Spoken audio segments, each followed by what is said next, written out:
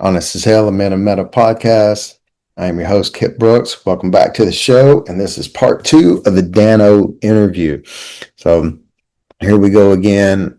Like I told you at the beginning of part 1, Dano's internet dropped. And so when we came back on, it took a while for him to be able to get technology to behave. So when we came back on, we just kind of went from there. So not necessarily picking up from where we left off, but sort of. But here we go. This is the second part, and looking forward to hearing how much you guys love it. Let's see. All right. Dude, I don't know. Internet went down. I'm hotspotting from my phone now. So I guess that's part of living in the hills of East Tennessee. But yeah, I don't know what happened, man. I apologize for that. No, man. Dude, I appreciate this so much, just in general. Just for taking the time, especially in the off season and this close to season kicking off. But your season is kicking off here in about half an hour. So for you to still take the time, again, that just speaks so much on how much you love the industry and helping other people and the type of guy you are. And I appreciate it. We're in your experience, what's one of the big things you see guys do that something other than kind of what we've talked about, but that screw up either on the family side or just in the business in general, just whatever comes to mind, the thing that you see over and over, and it's just, Yeah, I think the thing on the family side is just transparency and communication. Like, I'm a firm believer of, like, there should be no secrets in any part of your life if you have, like, with the people that you love and care about in your life. So I'm going to talk about from my standpoint with a wife and kids. Like, they know where I am at all times. They have my location on my phone. They have access to me 24/7. And I expect the same. I expect to be able to call them when I need to talk to them, when I'm mentally drained, and I need that sound of home and all of those things. And my wife and I are lockstep on that. There's no passwords that we don't know. There's no off limits of devices that we don't share. That sort of thing. And then that leads into communication. I think a lot of guys get on the road and they want to say they're too busy. I'm too busy to talk. I'm too busy to FaceTime. I'm too busy for all those things, which you are. You are very busy, but you saying that to your spouse or to your kids is one of the most harmful things that you can do. It's basically telling them where you stand, where your priorities stand. My priorities in this moment are with Hale and with money, not you. And that is a message that comes through loud and clear. And by you just saying, I don't have time right now, is that message, whether you want to realize it or not. To the point that I called my wife one time in the morning, because I call her every morning. And I called her and I could tell, man, it was cold shoulder. What is going on? And after a minute, 2 minutes in the conversation where I was getting nothing back and forth, I said, what is wrong? She said, I just didn't know if you're going to call me today. I said, what are you talking about? She said, you didn't call me yesterday. I said, we talked yesterday. She said, no, we didn't. She goes, look at your call log. I had a storm. I had like 30 guys working for me. I was busy. I had 7 locations going. I went through my call log and there's probably 50 calls, text messages, all the stuff. Not a single one with my wife on it. And at that moment, I was like, how do I fix this? Because I just told her without telling her she's not that important. And that hurts, man. And it doesn't take more than a couple times of doing that for that relationship to be fractured. Because you can't just get through that. You can't just say, I'm sorry. You should, but you also need to say it will never happen again. And And if it does, you just know that that's unacceptable. So I think for guys on the road, that's one of the biggest things is we're all busy, we're all working, we're all doing our thing, but you have to carve out that time. Have to every day, whether it's a dedicated time or whether it's them reaching out to you or whatever. You just need to figure that out. And then I think on the road for guys, the biggest mistake I see is just they fail to remember the reason why they are there, and that is to work and to fix cars. That's why they should be there. And I'm not saying that if work in fixing cars is handled and done, that you can't go out and experience and do some things in that area or whatever to recharge you. By all means, do that. But if there's work to do, do it. Period. Like, do it. And at a maximum, do all the work that you can, and then go work out or do something that's going to benefit you for the next day. Not cut out of work early, go to the bar, drink, chase women, go to the casino, whatever. That's not recharging you. That's not doing anything productive for the next day. Do that in your off season if you want to do that. Like, you're there to work. It's a finite season. There's a finite amount of cars, and we all want to grab as much as we can. So just do it. Just guys tell me all the time, like, why don't you have fun on the road? It's like, I have fun in my off season. I have a ton of fun in my off season.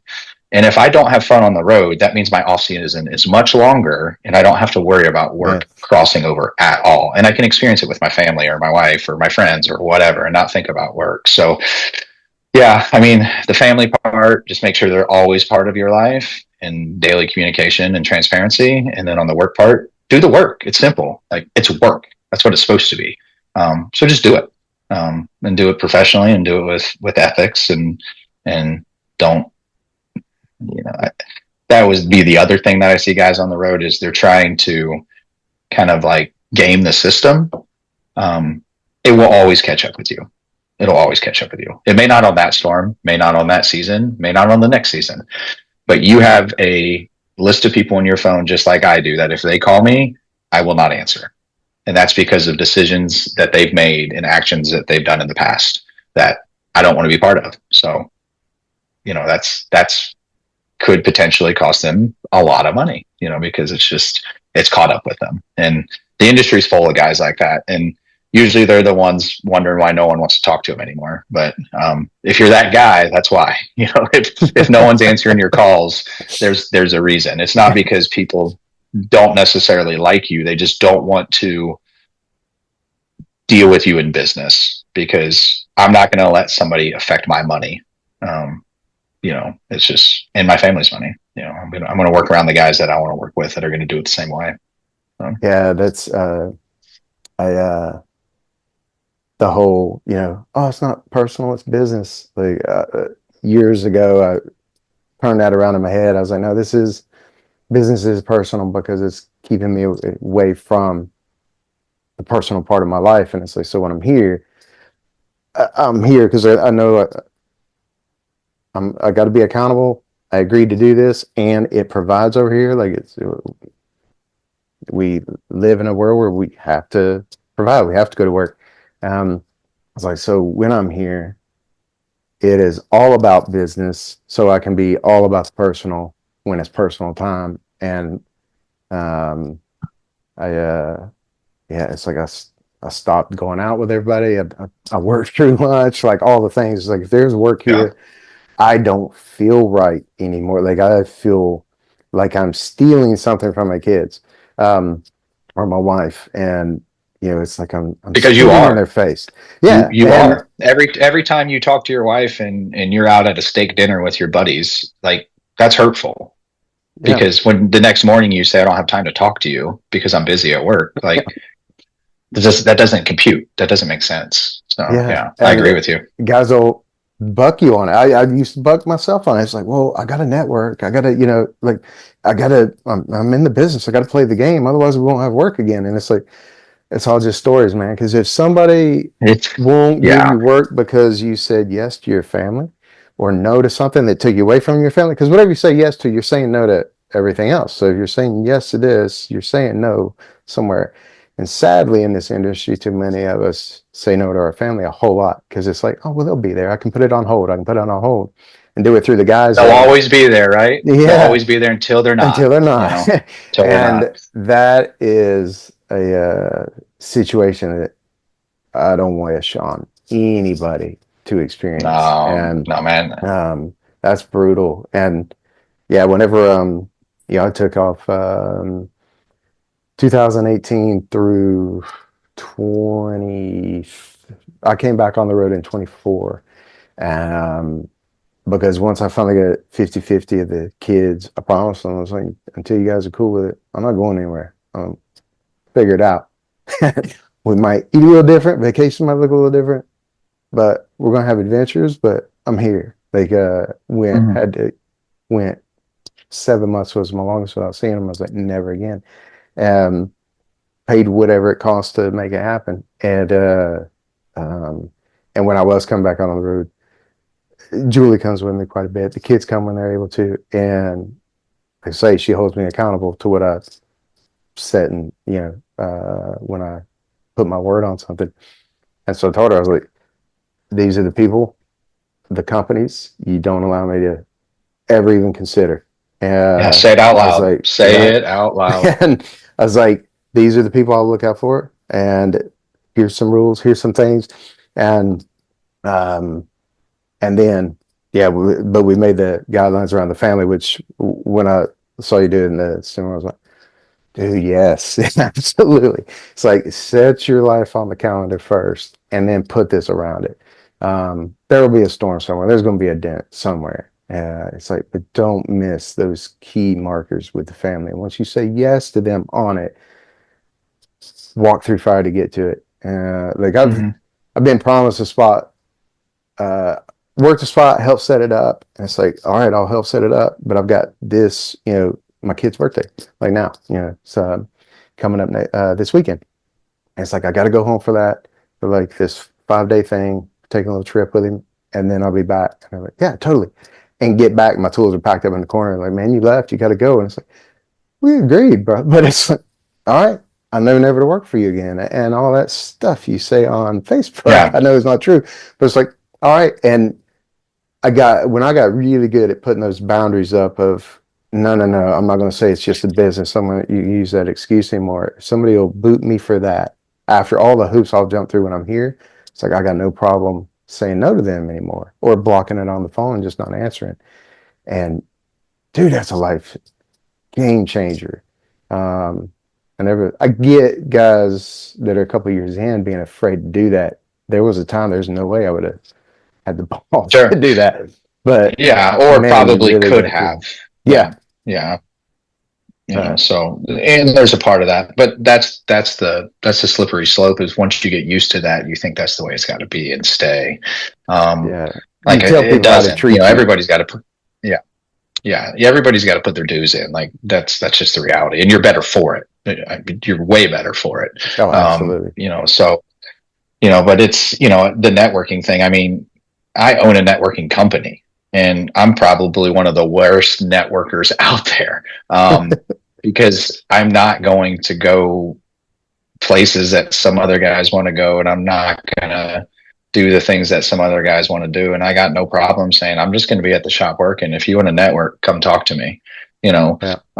and the whole networking thing is, it's again what you want it to be. If you say I just need to network, it's really I want to go drink beer and hang out and have no responsibilities.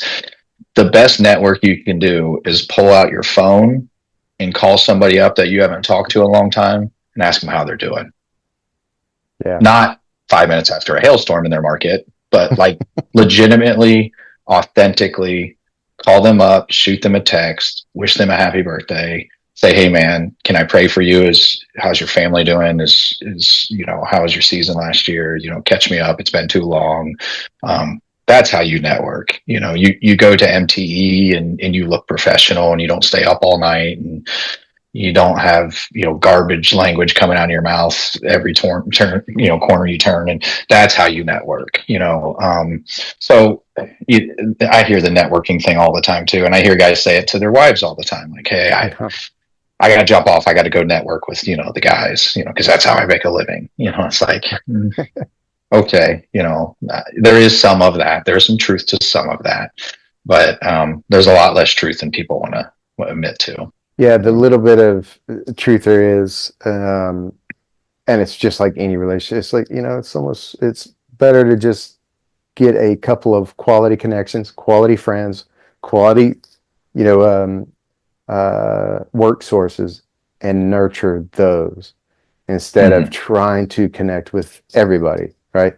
Um, it's amazing how the little bit of truth that is actually in there, how much we can dress up in, and stuff in that box just so we have an excuse to go out. And so many guys that I know just work in the hell business because they want to live like rock stars and even pretend like they're single. Some of them, yeah. And I just that always blew me away. Like I definitely went out and had. It's funny. I can say fun, but it's like look back. It's like it wasn't fun at all. It was just like I was so insecure in myself and so empty and felt so shameful and guilty about being away from home, trying to distract myself with something else. And I wasn't mentally strong Yeah. enough in the first few years to like really lock in and truly focus on it and Yeah. use it as a driver.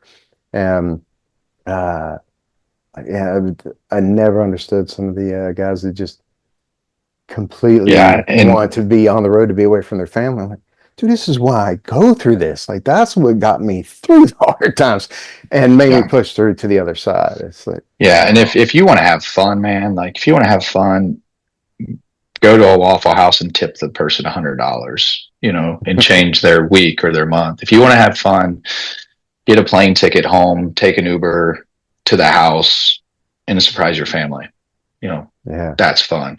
You want to have fun, go on a mission trip to a third world country and see how people live. 90% of Mm, people live in this world. Go have some fun. yeah. That's fun to me. And if that hurts guys' feelings because they want to be rock stars on the road, that's okay. That's fine. I don't need to work with them. I don't want to work with them. So everybody has a different, idea of fun, but I would challenge guys to, you know, redefine what fun is. And once you maybe challenge yourself on what fun really is, then you'll realize what the hail season should be. And you're looking at it to extract as much fun as you can because of the God given talents that you've been granted with, and yes, extract that money, extract all that hard work and put it to fun. Put it to good use, bless other people, bless your family, and know that it's not all yours. I mean, I am blown away every year when I, do my taxes and think I push dents. I make metal flat. I am, I, I'm a farm kid from rural Western Ohio. Like I'm a nobody, man. Like, but I can still act like that and I can have a ton of fun doing it, and, you live within your means and if it hails, it hails. And if it doesn't, it doesn't, like whatever. And that's why I say like, there are no bad hail seasons because it will hail. Some years it hails more than others. And honestly, those years where it doesn't hail a whole lot are my most fun hail years, because I don't have to worry about working so much. Uh, I think that's the biggest challenge for guys is to set up that lifestyle off of like a number that is consistent and not ride those waves. Because those waves crash hard, real hard. yeah. And, then they will crash, like there is a time where, and the longer you ride that wave, the harder the crash. Like you said earlier, it's just like, it's coming, it will happen. And it may be because you fell down and broke your arm.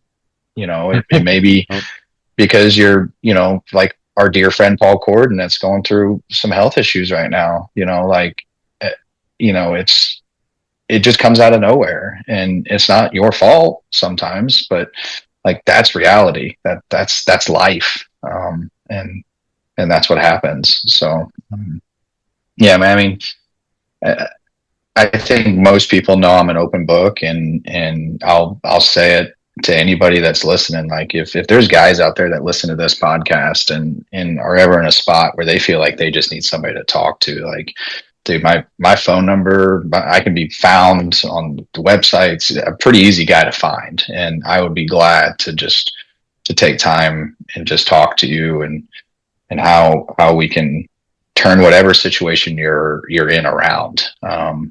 But most of the time it starts with you, you know, but like, and I know you're the same way, Kip. And there's hundreds, if not thousands, of the guys in this industry that are just like that, especially the guys that are seasoned and do not want to see things replay over and over and over again. It doesn't help our industry. It doesn't help our society. And, you know, this feeling of I want other people to fail so I can succeed more. Like that's crazy. Like the more we all succeed, the better we're all off. But yeah, I appreciate you, you know, just bringing up real topics instead of sales pitches and you know, there's a yearning for that. You know, I had great conversations with guys after our last presentation in MTE, you know, with people just pouring their hearts out, you know, because Yeah. they feel like they can't. They feel like they're inferior if they do, or they're a failure. And that's nothing but garbage, you know.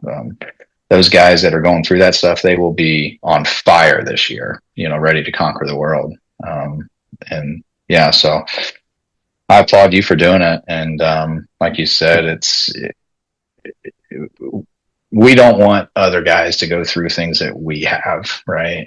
And neither of us are perfect. I don't claim to be perfect. I don't claim to have all the answers, but I feel like the more experience you have, the more answers you have too. And yeah, it's unfortunately we're kind of getting to be like washed up old dogs on the in this industry. I used to look at all the guys, I'd be like, man, these guys are old, and now I'm like, golly, there's a lot of hailstorms between the start to now, and hopefully a lot more to come. But yeah, it's you start aging out a little bit and thinking, man, I'm not a young buck anymore. We were we had a meeting with an attorney. I don't remember, sometime last year or 2 years ago. I don't even remember now. Yeah, we were going through stuff, and it was, you know, the paralegal, and you know, she's a full blown adult, but she's still young enough to really be my child, depending on which where you went to high school, I guess. But my wife and kids do not let me live this down, which it didn't bother me as long as I've got here. I don't care what color it is. But she she was filling out all our spot, and all we had to do was sign it. She's like, okay, so Kip, hair color gray. And I was just like, I know I got plenty of it, but it's like there's darker than there is lighter. I was like, is that? Yeah, I feel like that was a shot, man. I feel like Yeah, I that was was a like, shot. You definitely do not have gray hair. I feel like You I have gray just got, hairs, but you were not classified. I mean, uh, I'm getting close. My kids were taking bets the other day. They're like, Dad, how many years till you're all gray? And I'm like, okay, I'll play this game. Like, how many years? And the first one was 2. I'm like, 2? Holy cow, you guys are ruthless. yeah, But they bring it up all the time, or they love at Christmas time when there's like the silver colored tinsel on a, you know, public Christmas tree, like the mall or somewhere. Because if they take a picture of me near it, then it really makes all the gray pop. And like on, I think this side, like it's almost like, can you see dark hair in the picture?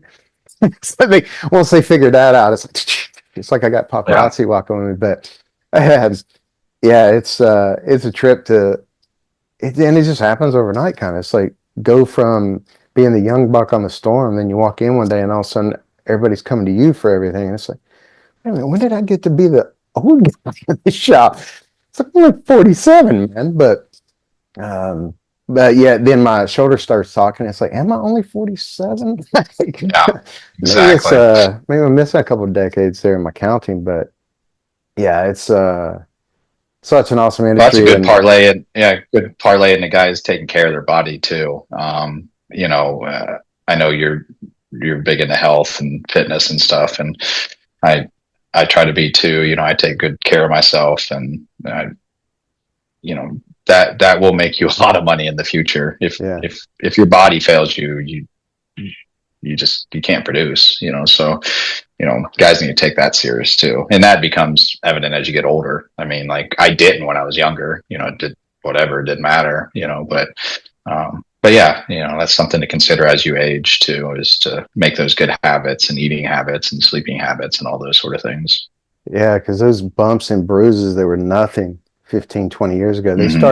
they start coming back out of retirement, like getting on a reunion tour and teaming up with each other. And it's, man, Oh uh, yeah, and then you throw a hangover in there and forget it, oh, dude. Like, I look at these young guys now that work through these hangovers, and I'm like, that that looks absolutely miserable to me. Like, do not want anything to do with uh, that. Nothing.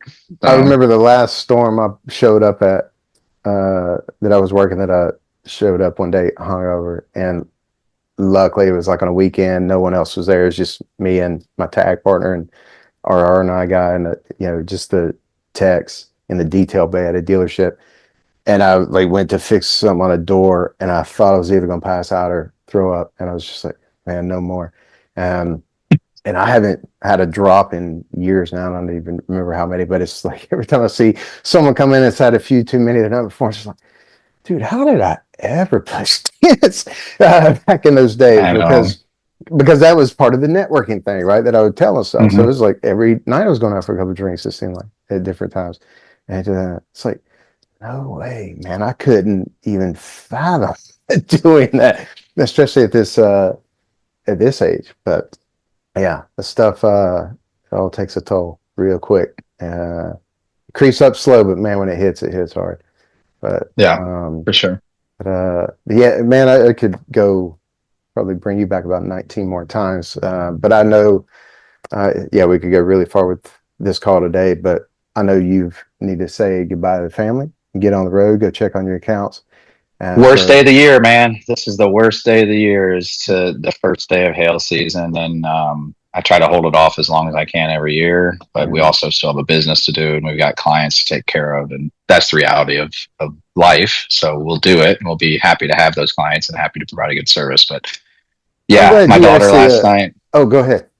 No, I was just saying, my Please finish daughter, that. my daughter last night said, "Dad, she just passed her point exam for ballet. Big deal for Nice. her, and big deal for our family. Went out and celebrated it with coffee the other morning and stuff." But she said, "You're not gonna be able to see me get my point shoes tomorrow." I'm like, Mm, "Baby, you're right. I won't." I said, "But we can FaceTime, and I'll be home a week and a half for Easter. So can't wait to see you. Put those point shoes on and dance for me." But like, there's always something. There is never a good time to leave home, ever. And if you are a Hail guy and you are excited to leave home to start the season, just start asking some of those questions and get to the root of it, and just create a balance in your life. That it is okay to be excited. I'm excited to get back to work. I'm excited to execute, but I'm not excited to leave. This is by far the worst day of the year for me. So. since you brought that up, we'll wrap this up with it just sounded like a 30, 60-second thing. Uh, do you have any trick or anything you recommend to guys to make that a little bit easier? Because I yeah, pulling away, especially when they were younger, I would be crying pulling out of the driveway, like teary eyed every single time, especially when they were toddlers. But it really never got easier. I thought it would. Um, It never really did. it gets worse for me as I get older. My Yeah, kids get older, which is easier for them, but yeah, for me, it's harder for me because I also know my oldest is 17 years old now, and all she knows is dad chasing hail. So she's had, you know she probably remembers 14 of these days, of me leaving on the first day of the season. But man, I wish I had an ointment for that, but I don't. I think again, you just have to be very transparent with your kids and let them know how bad of a day it is, and say yeah. this really stinks. What we do for my family is right before the last thing I do before I walk out of the threshold over the threshold is we get together and do a group hug. And my youngest son, which is 9 years old now, he says a family prayer, and They usually last a minute, maybe 2 minutes. And if anybody else has anything to add, they add to it. And we pray for all the things that you would, on an upcoming hail season. And we end it with, bring dad back as fast as you can, and that's Yeah, the reality of it, yeah. And then I cry and I drive away, and they all cry, and everybody's in a bad mood for a day or two. And then we get over it, we get yeah, over it. So, but yeah, I don't have any, man, I wish I did. I don't have any easy way to tell guys to make it better, but, just love on your family till you can't, till you have to go to work. And then when you are at work, just think about how you can get back. So. yeah. You brought the tears to my eyes on that one. Appreciate you sharing that. And yeah, my wife said something last year. I was in Minnesota for a bit, and her and my youngest came up for the first week. We took the trip together, and then she flew back with him, and then she came up another time. But there was a lot of stuff going on here that I ended up actually coming back more than she came up there. But she had kind of a revelation because it got kind of hard there for her. Just things like I say, everything she was balancing and what all was going on. Yeah, We had a whole lot going on that shouldn't have stayed up there as long as I did, probably. But um, and then one day she called and she's like, you know, I've been like upset that it's been that I miss you as much and it's been this hard. She's like, but then I realized, well, that's exactly how it's supposed to be. She's like, you're my person. We're in this. This is our life. And she's like, it's supposed to be that hard, and it makes me appreciate knowing that mm-hmm. you're coming back. And because I went just over 2 weeks without anyone coming up there and me coming back here, and that was the rule is like, okay, within every 15 days, somebody's seeing somebody one way or another, and Mm-hmm. don't care what it costs, whatever, because Right. see the big picture, right? Yeah, I know you can relate. And said that it's like, yeah, every one of those times, it's like, man, it sucks. But it's like, yeah, it's supposed to, because that's the reminder of, thinking this is why I'm out here. This is why I'm not going out there. But this is why I'm focused on grinding through this. And the quicker I get through every car in this town, the sooner I can not feel that, and get back and feel the opposite Yeah. of it and bookend it. And it feels amazing. Yeah. And then appreciate that as well. For sure. I just did think about one thing. I had a conversation with my kids that I felt like made them understand it. I felt like the hardest part were just to have my kids understand what this was about, because they don't know what revenue hail brings in. They have an idea. They're not naive, but they know we live a nice lifestyle. But the way I broke it down for each one of my kids when they got old enough to have like a more of an adult conversation is, I said, between your mother and I, we have the ability to work 24 months a year combined. And I said, the way we do it now is, out of those 24 months, like combined, we work about 5 to 6 months of those 24 months. And I said, and I take the burden of working those months, because I want to provide, and I have a business that can generate the revenue to do that.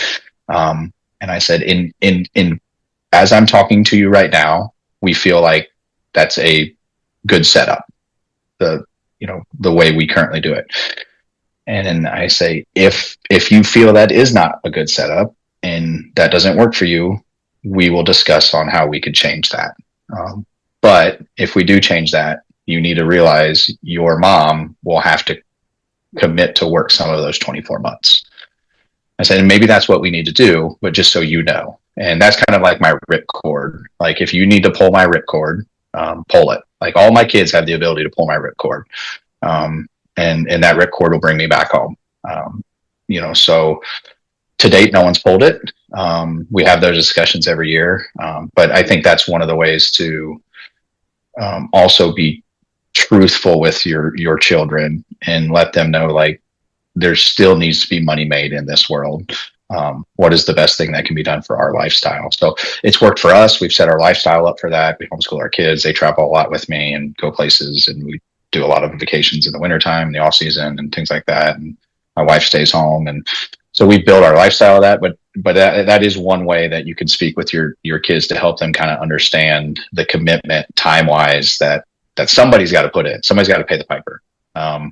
And yeah, so that's one way I explained it to them that I feel like has really helped over the years. So if anybody, I mean, take that with what it's worth, but it may help in those Yeah, conversations. that's huge. A lot of the like I'm on the board of a nonprofit for youth empowerment and youth leadership development, and uh, because of my younger days and stuff, youth like youth empowerment's very been very near and dear to my heart for a very long time, and that's actually what got me into like studying linguistics and psychology and everything I did. Is I was like, I want to prevent for them the best I can what I had to like tough my way through in life, and that that whole thing you just gave is gold, and I hope everybody picked up on it. And the diamond in the gold band is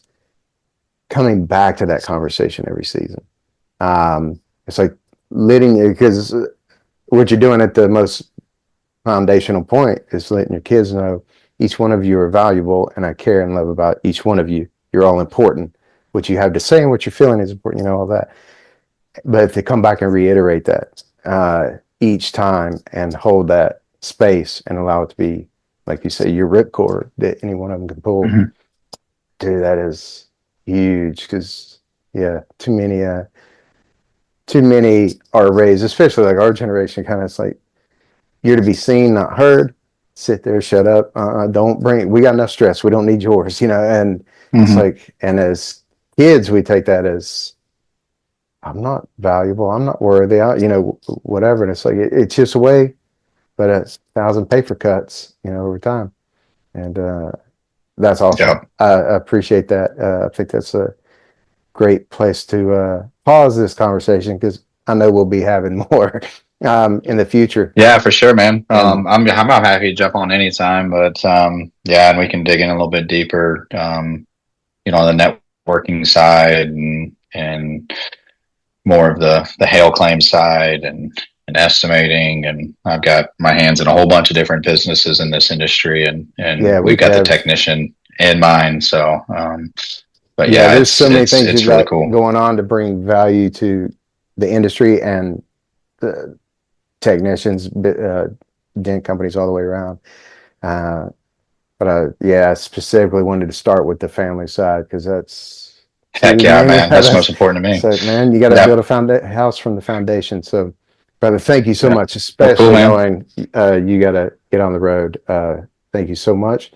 Appreciate it. And you ever need somebody to vent to or anything else, man, you know how to get a hold of me, brother. I'm here for you. Likewise, Kip. Love you, man. Love our industry and yeah, man. We're just gonna make it better and better every year. And I'm gonna bust up to Ohio and hit the grind. And if I see any of you guys listen to this out on the Hail Trail or I'm in the area where you're working, hit me up. Yeah. And we'll chat. So, Yeah. Safe travels, brother. I hope you hope everything goes exactly how you want it. all right, So man. I appreciate it. Thanks talk for to you having me on, soon, buddy. Kip. Yeah, All right, you buddy. too. Thanks for coming.